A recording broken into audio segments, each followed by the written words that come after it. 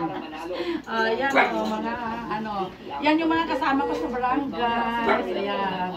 Kasi ano, Kasama niya ata si Mari. diba?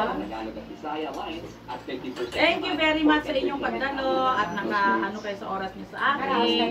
Salamat ng marami sa inyo. Madam Apple, Pia, Madam JM, kay Madam ano? Alam mo kasi ako nagpapansin ka nung sahod sa barangay. Masaya pa.